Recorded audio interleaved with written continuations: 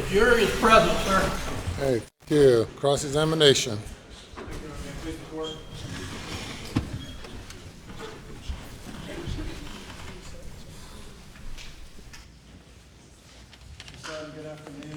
Good afternoon. I wanted to begin by going over a few of your qualifications, what we heard about kind of at the beginning of your testimony. Is your practice focused primarily on, would you agree your practice is kind of focused primarily on accident reconstruction? I would say so, and failure analysis. And that would be in your advertisements online and your CV that you provided? Well, probably on the website, we really don't advertise, but definitely on my CV. The website? Yes.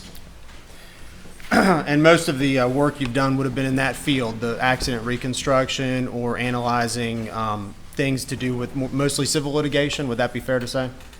I would say, yes, that's fair. Most of the work that the company does, company-wide, is civil litigation, and so accident reconstruction, but that's a pretty broad description because, for instance, I have civil engineers, I have biomedical engineers, so they deal with a lot of different subject matters.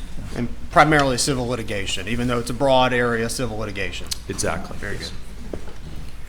And your client today is the defense, is that correct? Yes. And you were retained by them. When were you retained? Jim Griffin called me, I want to say it was about the middle of September of 2022.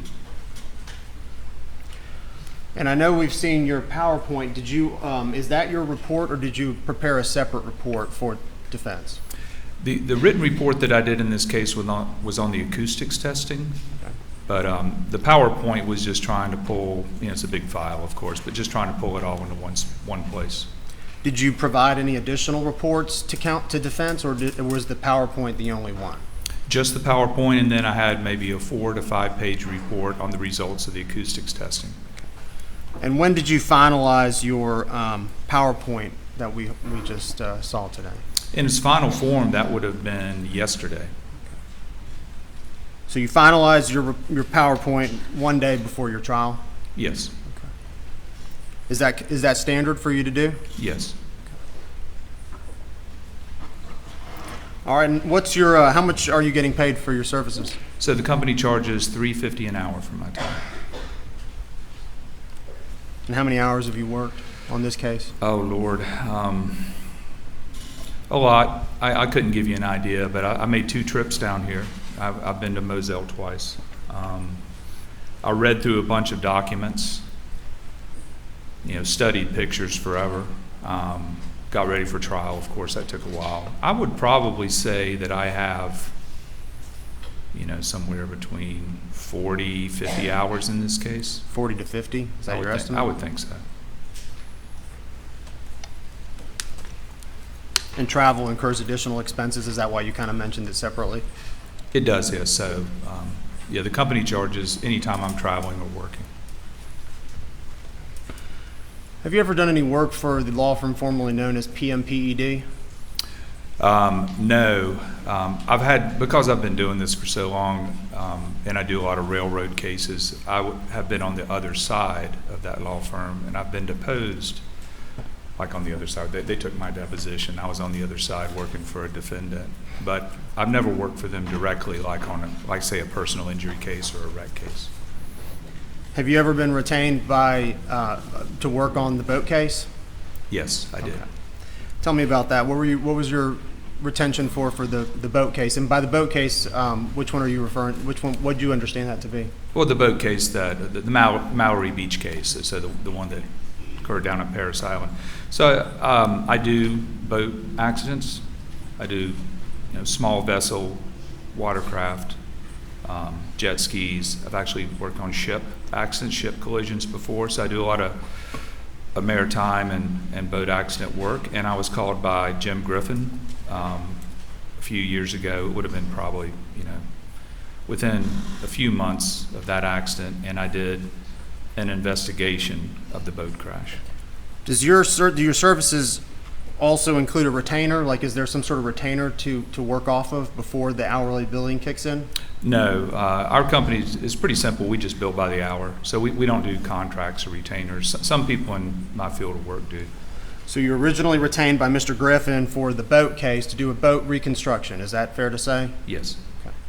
And that would be in line with your, what you primarily do with your services at your firm. Is that fair to say? Yes, that just falls underneath physics, mechanical engineering. Anything based in physics has the potential for being explained, and that's what I do. All right, and I know your educational background is in engineering. Is that correct? Yes. And I want to talk about a few things we can maybe agree on. And engineering is a field that, would you agree, engineering is a field that is based in science? Would you Yes. agree with that? Yes. Would you agree that engineering is a field that's based in some math? Is that fair to say? There's a lot of math in engineering, yes. We heard a lot about trigonometry and angles. I mean, math, right? Yes. Engineering's based, a lot of is based in hard facts. Would you agree with that? Yes. And engineering, some of the things that really have no business in engineering would be guesswork. Is that fair to say? Well, in engineering, you can sometimes make assumptions and then make guesses, but you always have to go back and test them, right? You develop what we call them hypothesis, right? So you look at the problem, you try to figure out what the problem is. You form a hypothesis, and then you test it. So, you might say, well, I think this. And then you either mathematically or physically test it. Okay. Going back to that question about guesswork, though, because I don't know that you answered it. In engineering, is it important not to use guesswork in making opinions? Right. If I give an opinion, I'm not guessing. So whenever I give an opinion, there is a foundation based on my education, experience, and training for me to give that opinion. So if an opinion's rendered and there's variables that aren't considered, would you consider that to be guesswork? Well, it depends on how important the variables are. I mean, any engineer in any analysis procedure, there could be lots of variables that don't matter. But if the variable matters, then of course, that would affect your opinion. And in engineering, and we're thinking of, I think you said you're a mechanical engineer? Yes. By education? Yes. So do mechanical engineers engage in speculation? Not in the context of giving opinions. Okay. And do mechanical engineers, when whatever they're engineering or whatever they're opining about, do they base their opinion on assumptions? Not primarily, not even really. Your opinions can't be based on assumptions. Now, there can be aspects of your analysis that you have to test, but whether it's an assumption or a guess, that does not make for a good engineering opinion. Appreciate that. Thank you. Are you a member of have you had any formal training in pathology? No. Have you had any formal training in firearms how they work? No. Are you a member of any organizations that do that line of work, that do tests on firearms or pathology? No.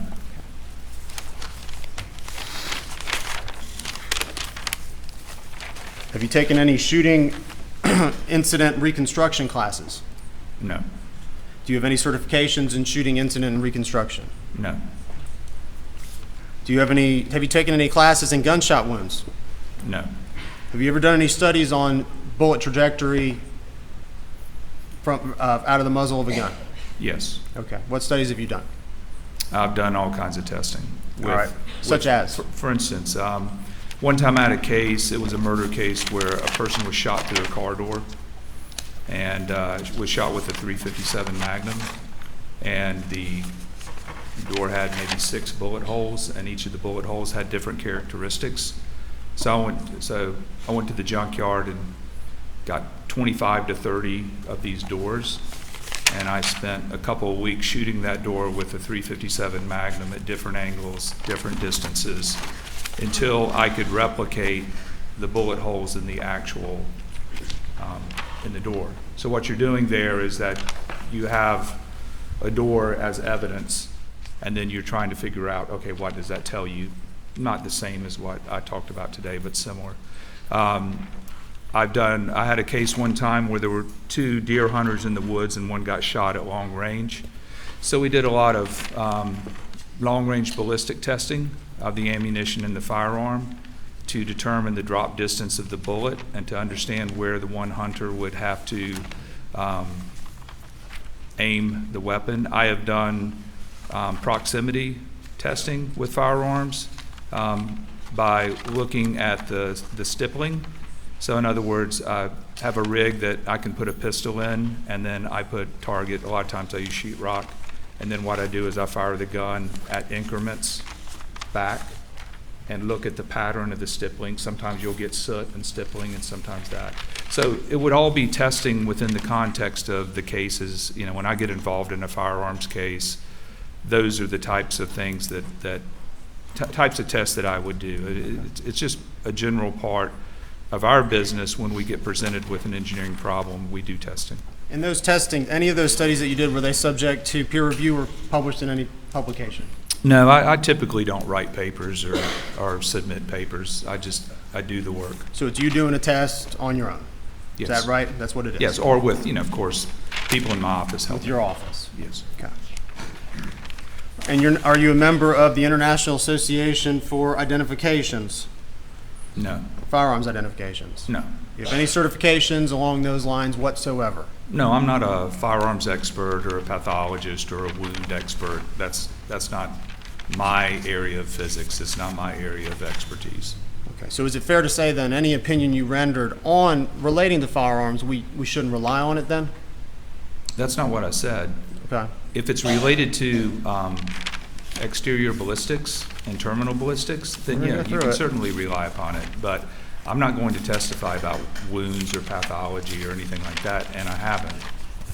Okay. All right, I want to start with the cell phone. I think we ended on the last slide. The charts. I don't know where those are. I'm showing you Defense Exhibit 141 and 142. I believe you testified. Can I have the PowerPoint? Sorry.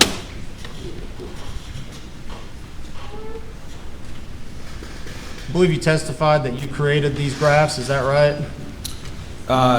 No, I didn't. This is an Excel graph from the data. So it's just the raw data that was presented to me. All right. Well, who created it then? I'm not sure. I just reviewed it. I'm not sure who did this. All right. Well, can you tell me? I think you testified before that well, show me the time, if you would, and permission for the witness to come down. Show me the time that you indicated the phone was thrown from the car, if you wouldn't mind. Well, I got it specifically on my laptop. I can show you in general. It's up to you. I mean, well, this is an evidence, so I'm asking for you to come down and identify on here where it is. You want to know where the car passed, where the phone was? And just for clarification, yeah, 1 second, sorry. Just for clarification, we're looking at this chart. What is this showing us? That is a graph of the speed of the Suburban versus time. So speed is on the y-axis, or this is speed, and then that's time. So time's going that way. And as the car speeds up, the line gets taller. Okay. And it says total time 16 minutes. What does that refer to? That's the time it took to drive from Moselle to the parents' house. Okay, and the sled, and then it says next to that sled test drive during day. What does that indicate? What that is just comparing. It took 16 minutes, Mr. Murdaugh, and then Sled did the same drive, not at nighttime, but during the day, and took 17.58 minutes. Okay. All right. So as I was saying before, I think you testified. You said you indicated a point where the cell phone had been thrown from the vehicle, or at least the time correlation. Could you please identify where that is for us? No, that's not what I said. All right, well, what did you say then? I said that when the car passes the location. Okay. Right. Sorry. I don't have any information about. When the car passes the location, where is it indicated on? I think it's that line right there. Okay. And you say you think. Why is it that you think? Well, it's not labeled, but it's on my laptop. I'd be glad to get my laptop. Well, this is an evidence, and this is what the jury's going to consider, so I prefer to work on this. Objection. He has indicated he has a specific data on his laptop. If he wants the real answer, he'll be happy to walk to his laptop and get it for him. He says he's looked at this. That's where it is. I mean, he's asked the question 3 times. He's answered 3 times. Cross-examination. You may proceed. You're not able to find it on here, are you? Looking at this chart. Well, it's either this line right there, or I think it's this one or this one. All right, does engineering engage in I thinks and maybes? Okay, well, let me get my laptop. Well, I'm just asking you, can you identify it on this chart? Well, I mean, this is a really big file. Your Honor, I'd ask the witness please answer the question. Well, I will answer it, but I don't have the whole file memorized, so let me just look at it for you. That way you'll know the answer. Can you point it out on this chart without reviewing whatever you're about to review on your laptop? No. Okay. Can you identify 912 on this chart without reviewing anything you're about to review on your laptop? Well, I mean, you want me to answer the first question? You answered it. You said no. Can you identify where on 912 on this chart is? No, they're not. Okay. It doesn't have any numbers written down. Thank on the you. bottom. Can you identify where 920 is on this chart? Well, hold on.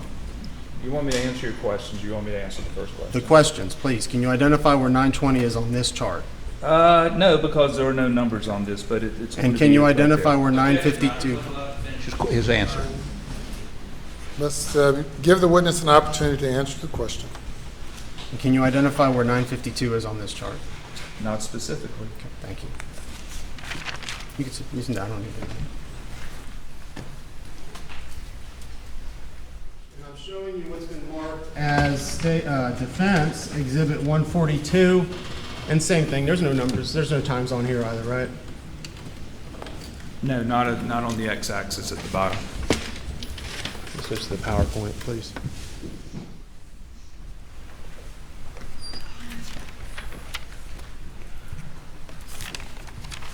All right, you gave an opinion on objects being thrown, ejected, traveling at what was posited to you as 45 miles an hour. Do you remember that Yes. opinion?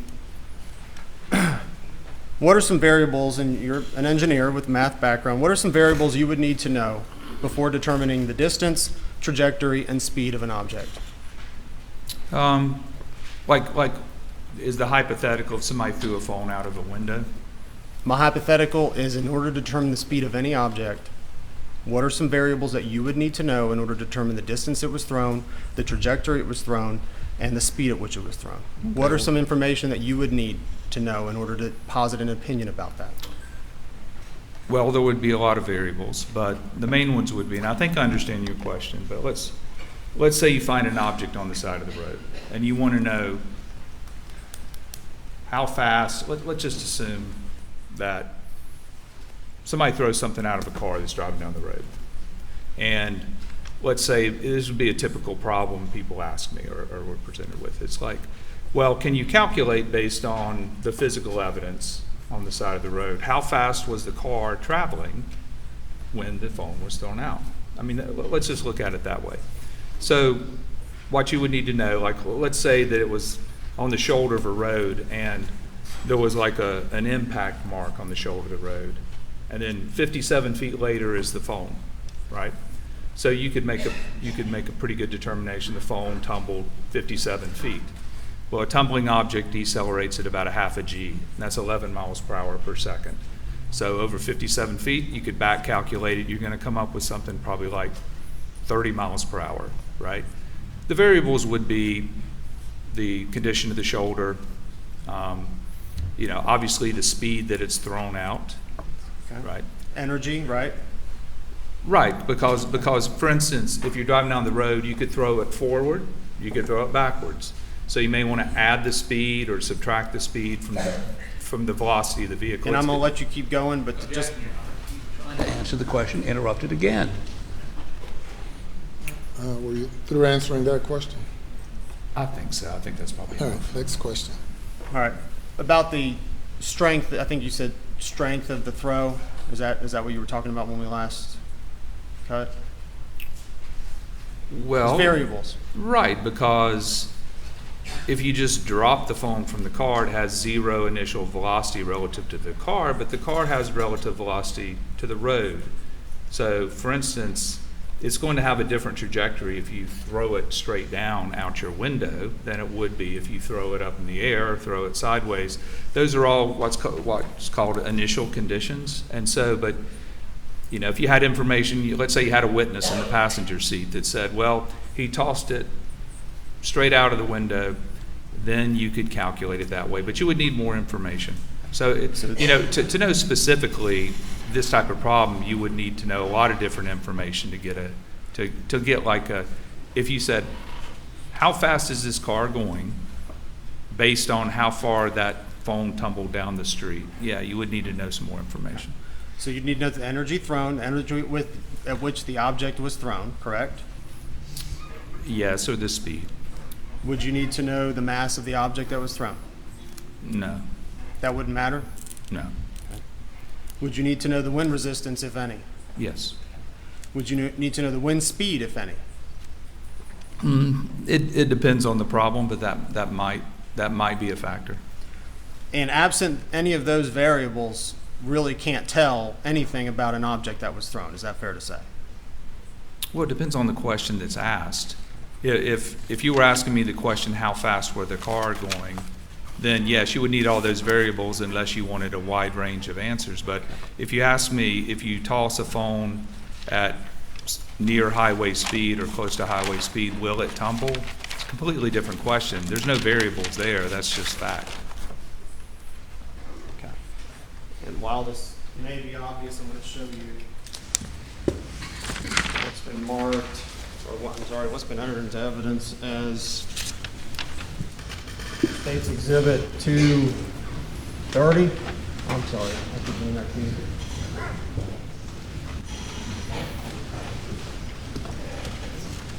Is this the side of the? Is this the side of the road that you visited? It looks like it.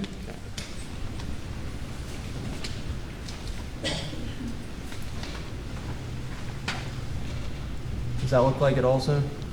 States, sorry, I'm showing you States 231. Yes, I know there's woods on the east side and there's an open field on the west side.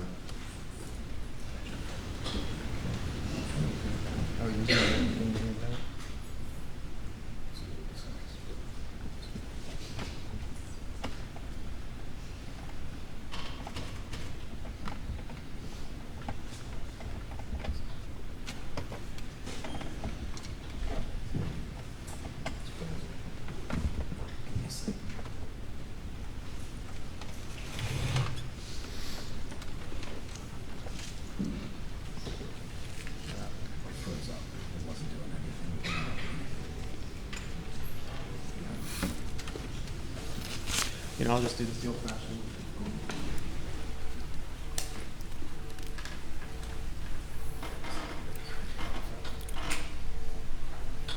And does that look like a shot from the side of the road that you visited on Moselle? Yes. Okay. And what are we seeing here in the background? What are we seeing? Well, in the background, there's the field that's over on the west side of the. All right, in front of the field, what is that? That's the roadway, Okay, and in front of that road, right in front of the road on the picture, the green stuff. grass shoulder. All right, and then near at the bottom of the screen, what are we seeing? It's like vegetation, leaves, sticks. You'd agree that leaves and grass is fairly soft. Would you agree with that? Yes. Showing you what's been entered as 232. Different angles. That look at the same road to you? Yes, that's looking basically north. And again, grass, right, on the side of the road. Yes, that's on the west shoulder.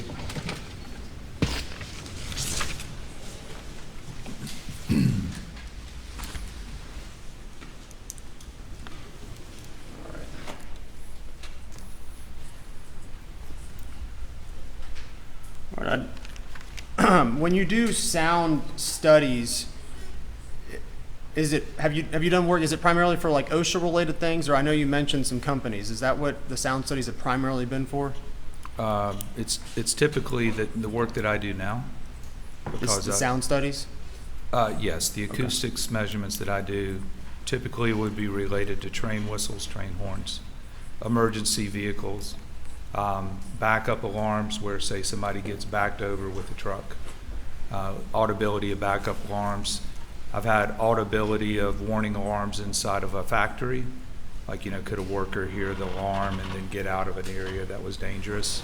So it's usually emergency signals is typical. I have worked on a criminal case where it wasn't a gunshot, it was a woman screaming. And could a particular, they call them ear witnesses instead of eyewitnesses, but could a particular ear witness hear a woman screaming at a distance? And so, And would that be for workplace considerations? There was some accident at work, and it maybe relates to OSHA? no, this was a murder case. Oh, So the other things you mentioned previously, sorry. no, the other ones, typically are going to be civil litigation, Okay. where, you might have a dump truck manufacturer getting sued for not having an audible alarm that's, loud enough, or just plain, or sometimes what happens in a car accident, but like a back over accident, they're saying that the person that got run over should have heard the truck coming and got out of the way, right? So people argue back and forth about who could hear and not hear, like a backup alarm.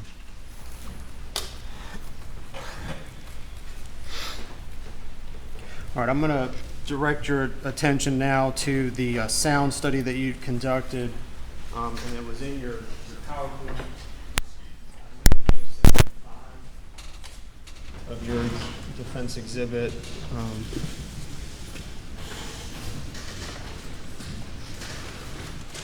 Referring to defense exhibit 140, and I guess digitally 143.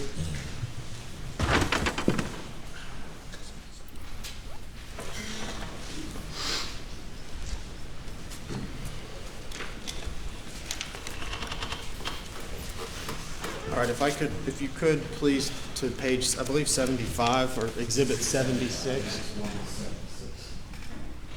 Okay, there you go. All right, and remind me again, and I know it's visual there, but what's the distance between the dog kennels and the house right there? Straight line distance is 142 feet. 1,140, Oh, what did I say? I think you said 140. Oh, yeah, no, 1,000. it's like 1,150 feet. Let's just call it 1,150. 1,150. All right. And that's as the crow flies, right? Yes. Okay. All right, please continue over to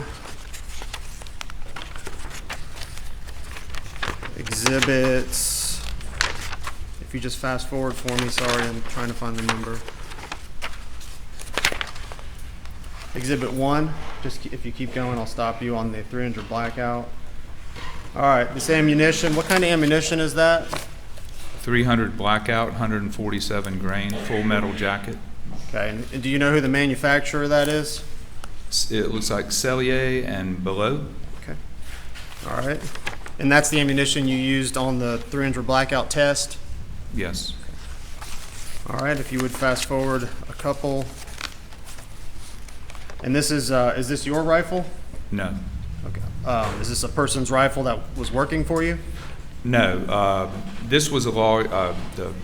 The lawyer Jim Griffin provided the two weapons. Okay. Did you yourself actually fire these weapons? No, an engineer in my office. His name's Michael Whitley. So since I was running the acoustic equipment up in the house, then Michael Whitley was the one that actually pulled the trigger. And are you familiar with this type of firearm? Yes. All right, what is that? Well, it's a 300 blackout, which is the name of the ammunition. And so basically what it is an AR-15 style rifle with a shorter barrel.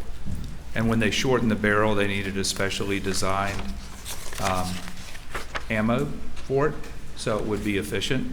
In other words, it's the type of weapon that might be used in close quarters, so it's shorter and you can move around and maneuver. But when you cut the barrel down to say 8 or 9 inches, you need to chamber a different round. That's basically what this is. And is it actually, are you aware it's actually considered a pistol for purposes of government identifications? I don't know if this particular one is considered a pistol or not. Like I said, I'm not a gun expert, but That's fine. yeah. All right, if you would, please fast forward to,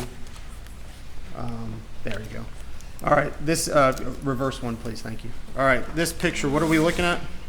That's the ammunition. That's the buckshot that we used. All right, and is there a reason you chose this particular brand?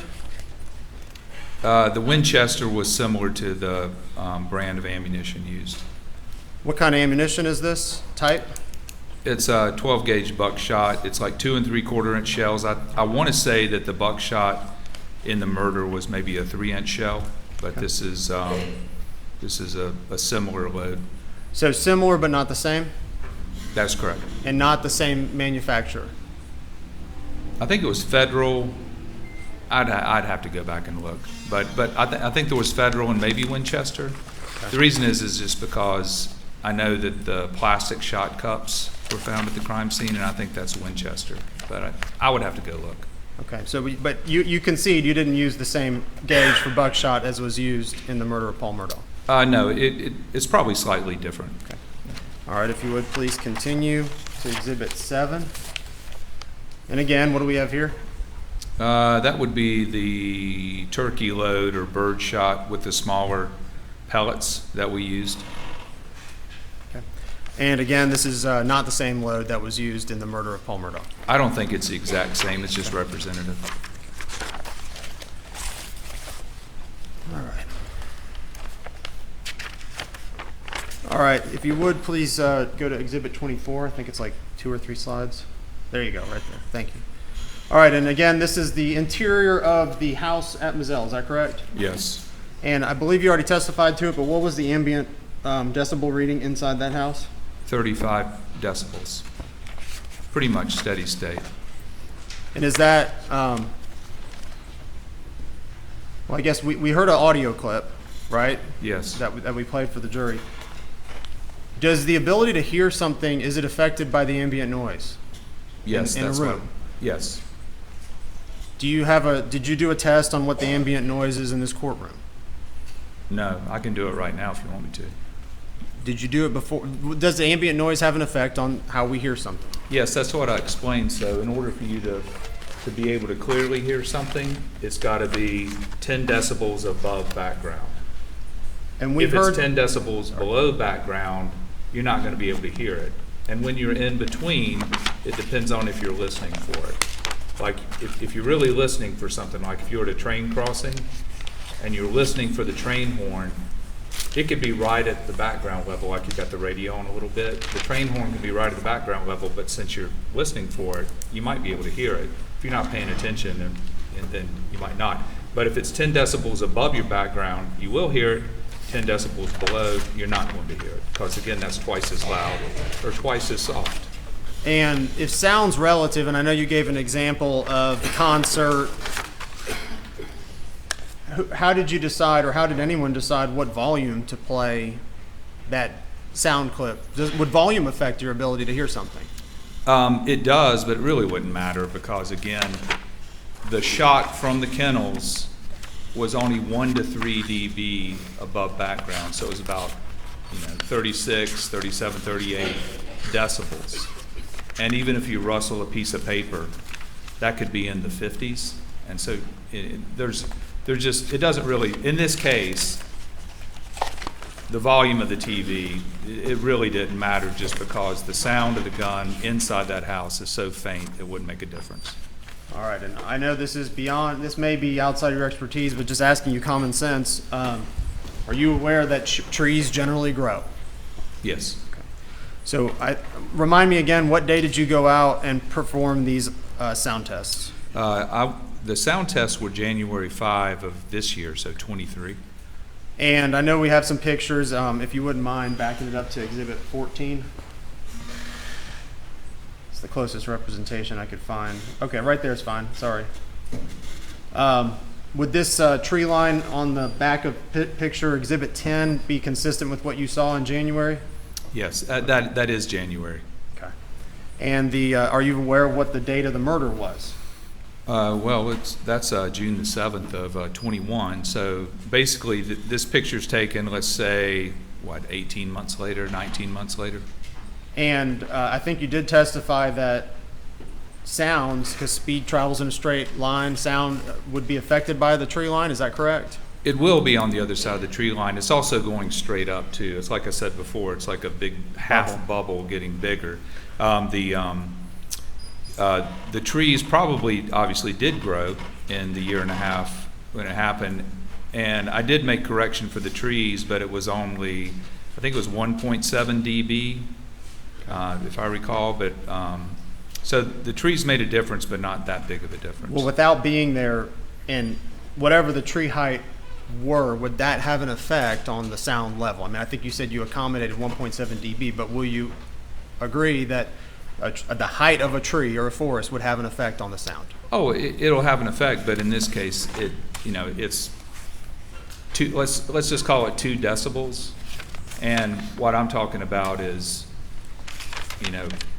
background inside the house, if you have the TV on, is like 70 decibels, right? So we're comparing 35 or 40 decibels. Whether we add or subtract 2, it makes no difference, because you got 70 versus 30 or 40. And remember, just 10 decibels is twice as loud.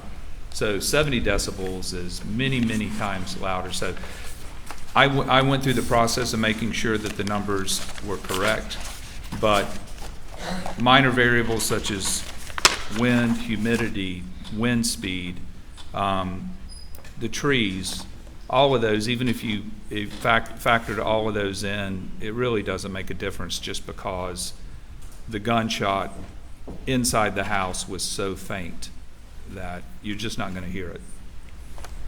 All right, sir, if you wouldn't mind turning to Exhibit 25, please.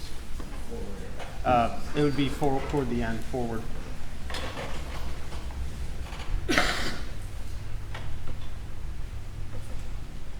It's a chart. Yeah, the next one. Next one, if you wouldn't mind, this chart. Okay.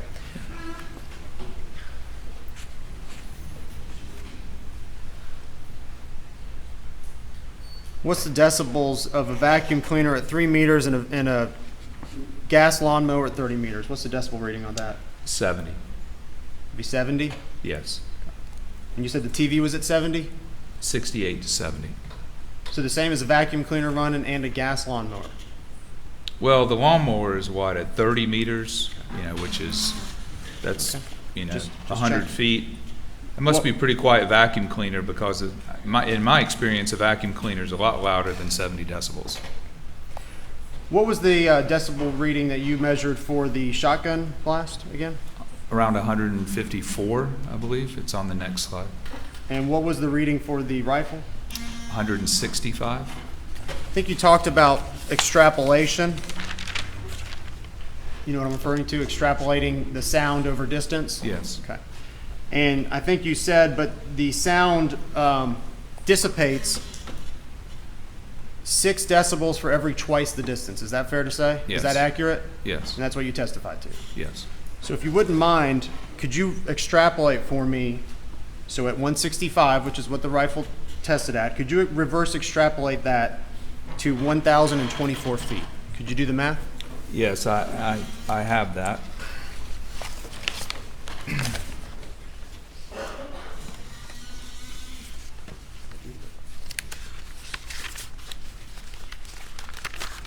Well, it's actually a slide, but I've got the chart, if you give me a second.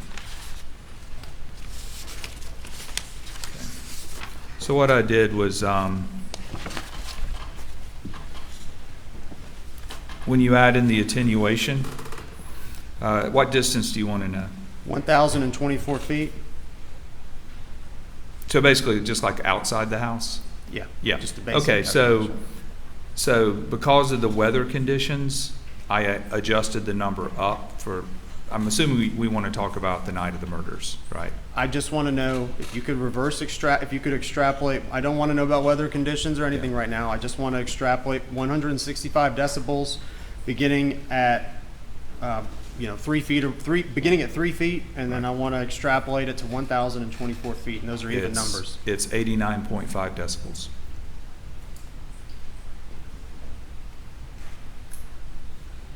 Could you repeat that, please? Yes, 89.5 decibels. Let's just say you're just right outside the house. Wait, what are you saying? Right outside the house? Yes. Inside the house, it's in my other report. Inside the house, it was maybe 35 to 38 decibels inside the house.